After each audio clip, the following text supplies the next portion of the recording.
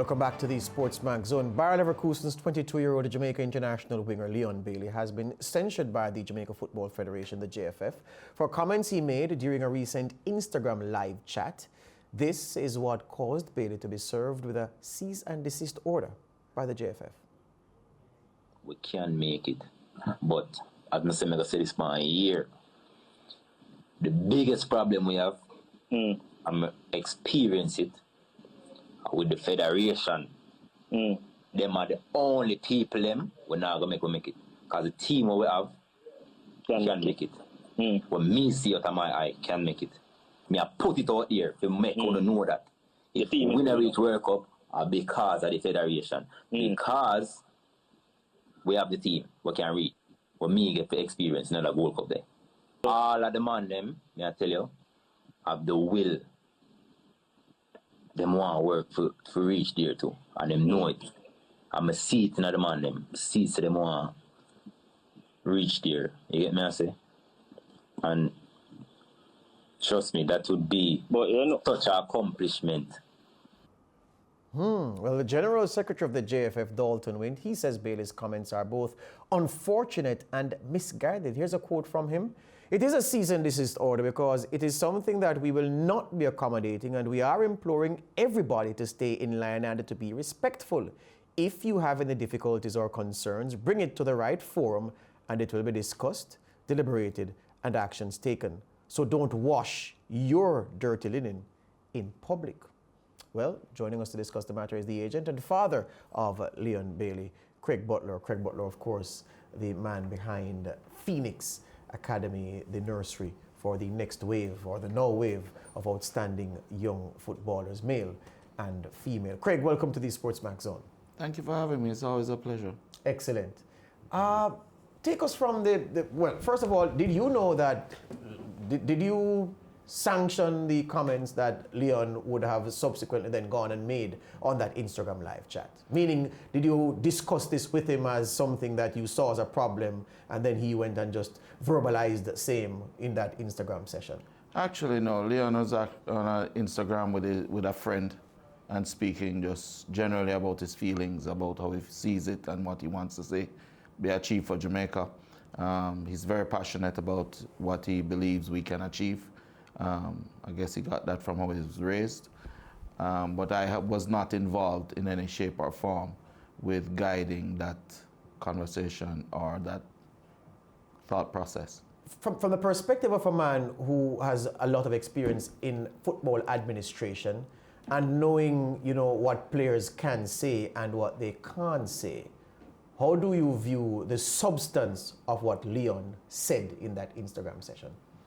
Well, Article 3 of the FIFA allows for freedom of speech, and it also allows for non-conflict of interest and fairness in how you address situations like this. Several players throughout history have voiced their opinion or dissatisfaction with the methodology or lack thereof of their national teams or club teams. And Leon is no stranger or individual by himself with the situation. I fully endorse what he said. I fully support him as a player. He's my client. And I do not believe that in fact, I haven't seen any sanctions or letters or anything being sent to Leon Bailey, which I of course would have had to see. And therefore, I believe that maybe people spoke out of turn. You have a president on national TV saying maybe he wants his father to be coach or something. No, things like that should never be done. That's unprofessional, unethical. And as I say, it's something that you have to understand. Leon speaks for most, if not all, the national team players. He's not speaking in a vacuum by himself. If you check, there are many players who supported what he said. And the reality is, there's a lot that's being brushed underneath the table regarding the national team and how it has dealt with its players. And you must treat players in a professional way, as professionals. But Craig, what do you understand Leon to mean when he says, I'm paraphrasing, that the JFF is the Reggae Boyz' biggest obstacle? Listen, the reality is, if you win, you take the credit for winning. If you lose, you also must take the responsibility for losing. Whatever you do, good or bad, it is going to be your responsibility. So in reality, what Leon said is nothing bad. He's saying, if we don't go to the World Cup, it's a JFF fault. Who is the JFF? If we do go to the World Cup, the JFF will jump and say happy. But at this time, I'm sure you have seen the situations with the female national team. Instances of their not being paid on time and promises being made, things like that. I don't see any much difference with the male national team. Yeah. Craig, you said a couple of minutes ago that you have not seen any formal notification from the JFF re anything like sanctions and so on. I just want to be clear because what he said was a newspaper report. The quote that we used was from a newspaper report. So as far as you're concerned, no active move has been made up to this point for the JFF to take action against Leon on what he said. Actually, I don't believe that it is legal for them to take any actions on him. And that was, in my opinion, a backslap, because you're putting something out in the media to state that you are, when in reality you can't, because it's not correct under FIFA statutes. Yeah, in that Instagram discussion that Leon had, Craig, he, apart from the quotes that we just mentioned about him pointing a finger to the JFF to say if they don't qualify, it would be their fault. He also made what appeared to be some criticism of team selection and suggested that he feels that there are too many new players being introduced willy-nilly and not enough focus on getting a nucleus and focusing on one team to develop chemistry as the Jamaicans head towards World Cup qualifying. Is that a view that you share as well? Absolutely. But to qualify what Leon said, what he said was during competition, during a qualifying process. This was in the last Gold Cup. Yeah?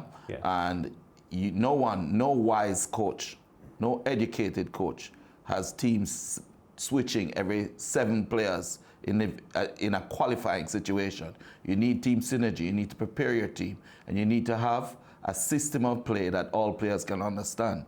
You look at Belgium, you look at Brazil, you look at every single team that is out there that is successful in football. No coach does that in a qualifying. You can do that in the off season. You can do that when you're doing normal trainings. You can even have 3 different national teams training, which is a suggestion I made. But you cannot do that in the middle of qualifying. Yeah. How can you have synergy? Only a fool would not see the logic in that. Yeah, Craig, one of the things that the president, Mike Ricketts, said, apart from the Dalton Wint comments that we just spoke about, he expressed huge disappointment that Leon, if he had any grouses, did not speak directly to him, because he's suggesting that he has an open door, and if there's an issue that Leon Bailey has, he should have or could have come directly to him as the president and spoken about it, as opposed to going with what turned out to be some comments that went viral on Instagram. There are several times that Leon, myself as his manager, and have actually asked for meetings with the JFF. We actually asked for a contract with the JFF so we can know what is accepted, what is not. There is no such contract. How can you have an employee that you have no contract with? There is no agreement in terms of what is acceptable, what is not acceptable. What should you do in the public and what you should not do. There's nothing. But you want to go and attack a player because he speaks his mind based off experience. Leon is our most experienced and successful player in the last 10 years. So you say by virtue of not having a contract, that gives you even more confidence that there can be no sanction because there's no standard of behavior that Leon has signed up to with the JFF, is what correct. You're saying? 100% correct. And so, does there, to the best of your knowledge, does there even exist such a document, a code of conduct governing what national players, male or female, can say and how they can say that governs how they should conduct themselves when talking about their national team? Does there exist such a document? I don't believe so. All right. Because if there is a document, it has never been presented to Leon Bailey, and anything that is presented to Leon Bailey crossed my desk. Based on precedent, Craig, can you recall any national association, National Football Association, sanctioning a player for making critical comments of how that National Football Association is handling football matters? No, not really. I haven't seen any that I can actually remember or recall now. What I can see is that I've seen many national team players, including Messi, state his dissatisfaction with how things are being run, with the coach, with even players. Yes. I'm not saying that Leon Bailey is an unhumble youth, because he's a very, very humble youth. Yes. And he's a very, very respectful youth. That fact is, we have asked for meetings several times in a professional way to address our concerns. And Leon has been denied those meetings with his management team. Yes. On the point of, you said that unlike and you gave some examples, you mentioned Belgium and Brazil national teams where it's a settled core, well, not even a settled core, a settled team that coaches prepare for major championships with. And in many respects, a World Cup qualification campaign is like a major championship, but just spread over several months. You would agree, though, that the profile of the player, the average player available to Jamaica, does not fit the super professionals that the likes of Chichi at Brazil and Roberto Martinez just signed his new contract for Belgium. Those coaches can call on people who are in a super professional environment, who they are sure of, while a Jamaica coach would need to consistently and continuously be looking at players. There is only one Leon Bailey in a super professional environment, Craig. So don't you think it's a bit unfair to compare what Theodore Whitmore and his assistants have to do to pull players together to what Martinez and Chichi and Gareth Southgate can do for England? I believe that's inaccurate, and here's why. There's not just a Leon Bailey, there's a Shamar Nicholson.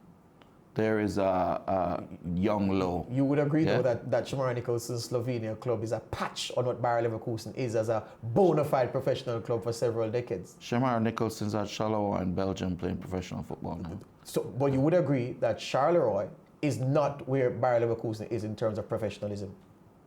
I would not say that they're not where Bayer Leverkusen is in terms of professionalism, because the Belgians are pretty professional and have utmost respect for their leagues and their clubs. And this is one of the things that we have to do. The fact that you're not playing in the biggest professional team does not make you any less of a professional in terms of how you should carry yourself and how you should be treated. Yes. And that is where the challenge is. But Craig, let's interrogate that point a little bit more, because I want to stretch it. So Shamar Nicholson at Charleroi, a professional club in Belgium, a club of repute. Bayer Leverkusen, a club of repute in Germany. Those are two players. I'm saying if you look at a 23-man squad that Whitmore can call on, he will be calling on several players that are nowhere near the levels of those two. And I would put Leverkusen above Charleroi. You're a businessman, so you wouldn't be wanting to make those public comments because of obvious reasons, but I can.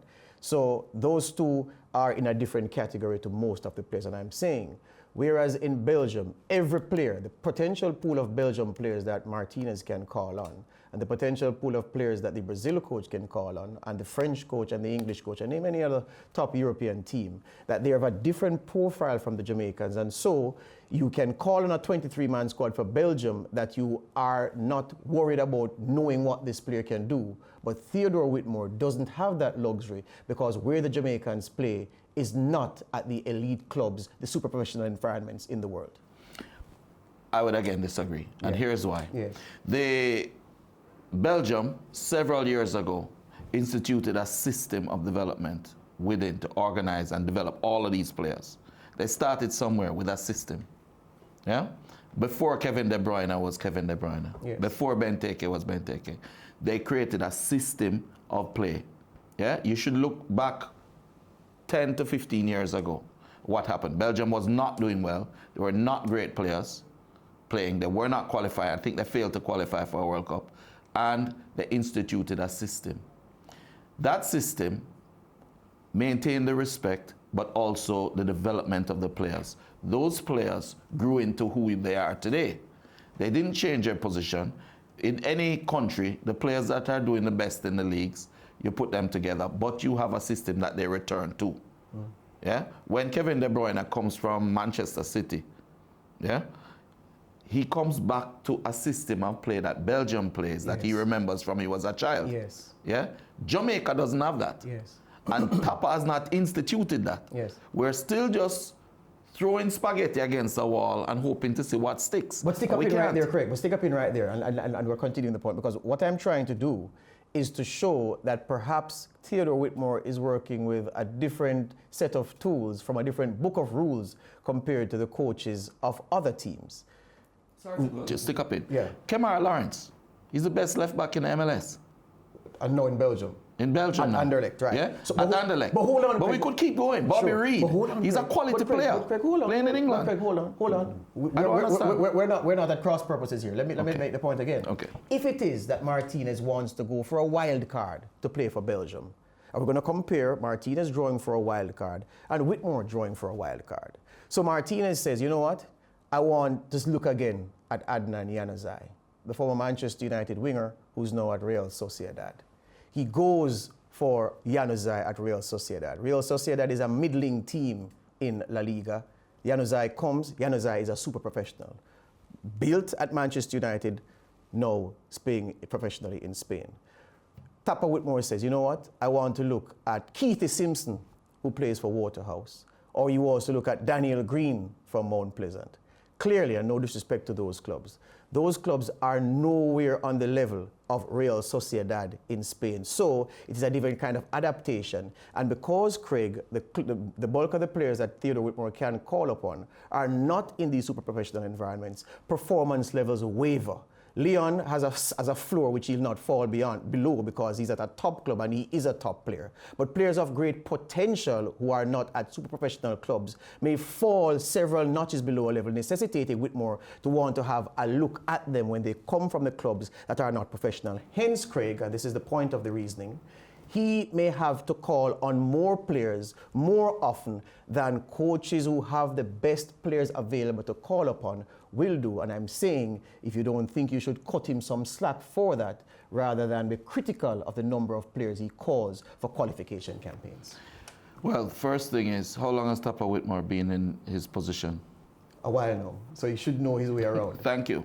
Second of all, how many how many players has he changed in a qualifying game from one to the other? Several. 7. Yes. Yes. How do you do that? How can you not know who your best 11 are after being in the position? If you're in the position for 1 month, 1 year maybe. But you'd give him the slack. You'd cut him the slack, but not now. I'm one of the people that advocated for Tapa to get the job. I advocated for him to get the job. But now that he has the job, he has to do it. Yes. And one is, at this point, with the level of players that he has, he should be looking at a specific group and have a second team in training that he is looking at. That team doesn't get their chances end block during a qualification. Yes. That's not logical. Before I go back to Lance, let me ask you this. So you're saying, I heard you say something which is very important. You're saying that the absence of a philosophy across age group levels in Jamaican football. In fact, some people would say that there's no such thing as Jamaican football because the identity doesn't exist as it exists in other countries. So a player who comes back to the national team after a period of absence is not coming back to familiarity in the way that De Bruyne does. So it makes it difficult for that player to mesh with the system. You're highlighting that, Craig, as one of the reasons that players like Leon and players like Bobby Reed and the Shamar Nicholsons of this world may have a difficulty adapting with a Reggae Boyz squad that has so many players coming through, so much flux. Is that what you're saying? No, the challenge, yes and no. Okay. The challenge of what I'm saying is, the Bobby Reeds and the Leon Baileys and the Lows all need to be playing together regularly now. You don't have a system. So if all of us who play football, you know that if you play together regularly, you understand each other better, right? Yes. So if you don't have a system and you don't have something in place, then at least do that. Yes. My Phoenix players, yeah? We went to Leverkusen and beat Leverkusen. I'll say publicly on the air. Yes. We went to Genk and beat Genk, or under 13s and under 15s. Yeah? Now those are top teams in the world of development of football. Yes. We have a system. We have young, we have good, strong players, and we created a system, a technical system that can be used. Yes. leave Phoenix alone Yes. and go to the Pepsi under 14 last year. Yes. The one who shattered the goal scoring record is Dujon Richards. He's from Phoenix. The kid who gave St. George's College their first hold on the Pepsi in 17 years is Dante Peralta. That's my stepson, right? All of them are developed. The prep school MVP comes out of Phoenix. All of them. Why not a national program Yes. that's developing these kids with an understanding together so that when they reach 15, 16, 17, we don't lose them to idleness? Craig, here's what. We're going to have to break. But guess what? We're going to break and we're going to do cricket because the Ultimate 11 comes up now and some men are waiting in the wings to join this debate. This argument, this debate can't end right here. So we're going to have to ask Craig to stay with us and return after cricket for part 2 of this discussion. We're going beyond the issue of the JFF and Leon Bailey because we have to talk about some development issues because that's what the football needs, the ideas and the implementation to get it done. So fret not, folks, if you love your football, stay for the Ultimate 11, of course, but watch Craig Butler in the second half of the SportsMax Zone today. Craig, is that fine with you? I should ask you.